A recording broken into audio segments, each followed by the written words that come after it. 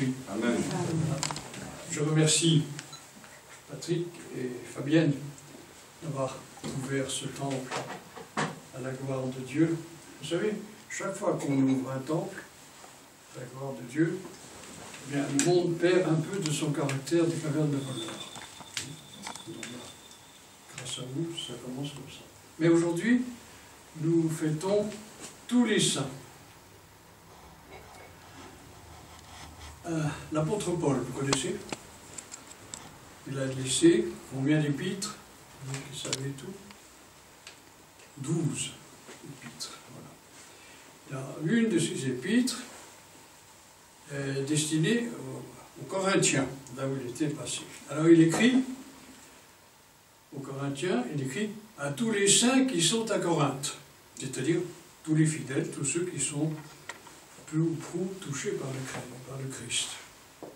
Et après, il leur dit, vous êtes des rudes salauds, parce que, au fond, vous conduisez mal, il y en a un qui couche avec sa mère, enfin, ainsi de suite, ainsi de suite. Il les a appelés saints.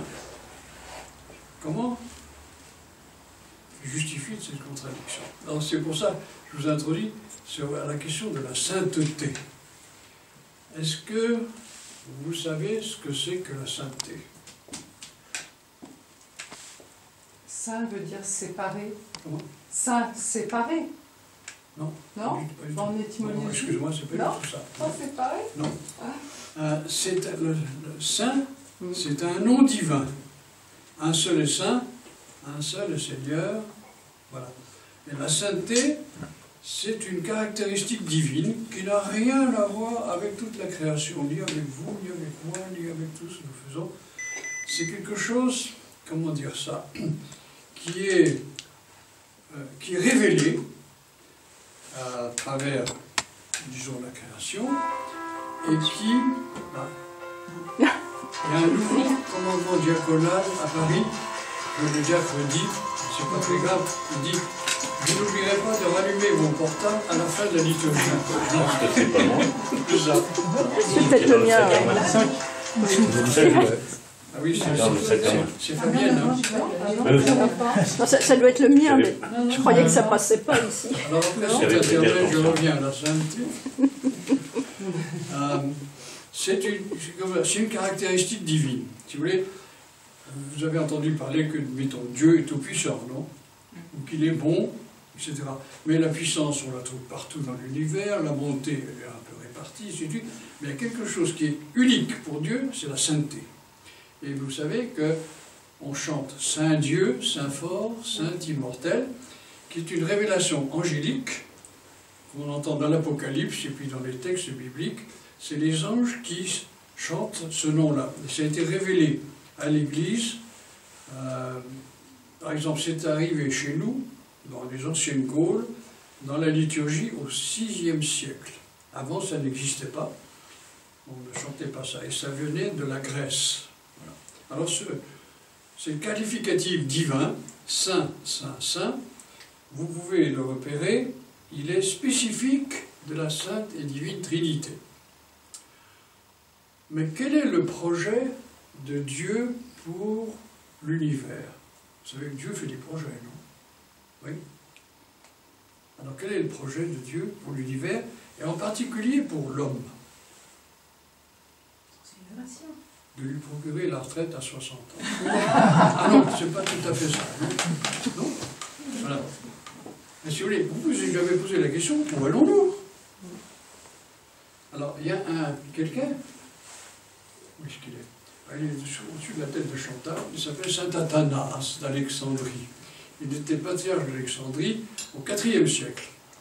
Alors, il a dit une chose, qui est le résumé du christianisme. Dieu est devenu homme, c'est le Verbe s'est fait chair, le Fils de Dieu s'est fait homme, pour que l'homme devienne Dieu. Pour que l'homme devienne Dieu. C'est banal, non?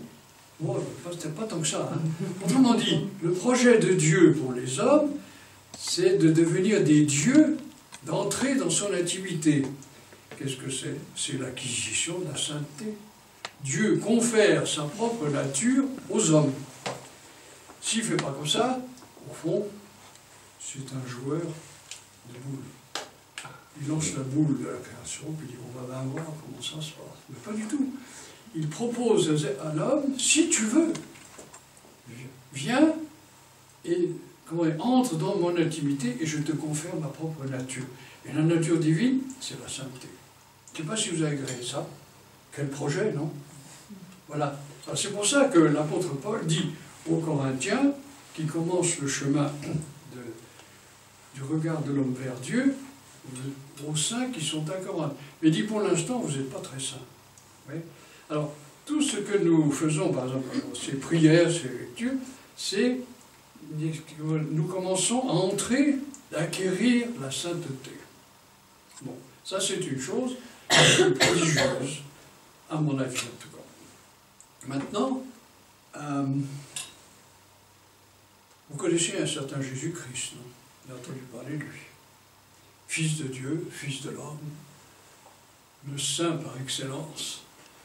Et, bon, il est mort, ressuscité, et puis il a dit, je reviendrai, non? Vous vous souvenez de ça? Et je reviendrai, et il annonce que ce cheminement de l'humanité vers la sainteté, vers l'intimité divine, il va y avoir la résurrection, et puis son retour. Alors il reviendra, pas du tout de manière humble, comme il est venu la première fois, il se localisait au sein de l'humanité, devenu un parmi nous. Il reviendra, et il présentera, quoi? L'homme avec un grand A. C'est l'homme, pas la divinité, c'est l'humanité dans sa plénitude. Alors, je ne sais pas si vous avez jamais posé cette question, pourquoi est-ce qu'il n'est pas encore revenu? Il a dit, je reviendrai. Voilà. Et là, ils viendront tous avant moi, tous les idéologues, les philosophes, les savants, les gens de toute nature. Il dit, je viendrai le dernier. Voilà, pour couronner tous les efforts de l'humanité, justement, qui, consciemment ou inconsciemment, s'avance vers la sainteté. Mais pourquoi est-ce qu'il n'est pas encore revenu? C'est peut-être à nous de prendre conscience de sa présence.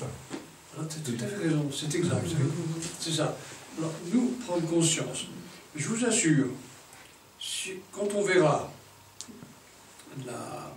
le Fils de l'homme venir dans sa gloire, c'est-à-dire la plénitude de sa présence, ce sera intenable. Parce que c'est une grosse épreuve de voir arriver celui qui synthétise toute la création, toute l'humanité, toutes les œuvres et tout, dans la gloire, c'est-à-dire dans la plénitude, ça sera à la fois lumineux, puissant, chaleureux, etc. Vous n'avez jamais éprouvé un choc devant la présence divine dans votre vie, peut-être. Et alors là, ce sera le choc universel, ce sera intenable. Alors, comment? Alors, il attend que l'humanité soit capable de supporter son retour. C'est pour ça que ça dure. Mais qui peut supporter le retour glorieux du Christ? Josette, non? Non? Donc, de temps en temps, c'est difficile, non? Voilà. Eh bien, c'est simple. Qui peut supporter? Les saints, ceux qui, dans leur esprit et dans leur cœur, ont commencé à cheminer vers la sainteté divine. Alors, quand l'humanité aura accumulé assez de sainteté pour supporter le deuxième avènement, il reviendra. Voilà. Alors, dépêchez-vous. Ça fait partie du lot. Enfin, nous en sommes tous, n'est-ce pas? Nous acquérons la sainteté, indépendamment de toutes les difficultés que nous pouvons avoir, faiblesse ou génie, ou ainsi de suite. La sainteté n'a rien à voir avec notre propre génie. Voilà. Mais nous sommes, ce Dieu saint veut nous conférer sa propre nature. Je ne sais pas si vous acceptez tout ça. Voilà. Et en fond, à travers la prière, et puis tout à l'heure vous allez communier, si vous voulez, vous êtes tous baptisés, non? Eh bien, qu'est-ce que vous allez faire? Vous allez, par anticipation, dîner chez Dieu. C'est le banquet. Voilà. Et ça veut dire que nous sommes saints par anticipation. Voilà. C'est pas très brillant maintenant. Mais si tu regardes Patrick, oui, ça va. Ça commence à... Je vous en prie, monsieur. Non, je vous en prie. Je dirais, pas forcément à titre Patrick, ah oui, oui. mais parce que tu es diacre comme ça. Tu as la fonction de distribution de la sainteté dans le monde, avec l'évêque aussi. Tu vois? Voilà. Voilà. C'est un peu à mon insu. À notre Dieu, son honneur et gloire au siècle des siècles. Amen.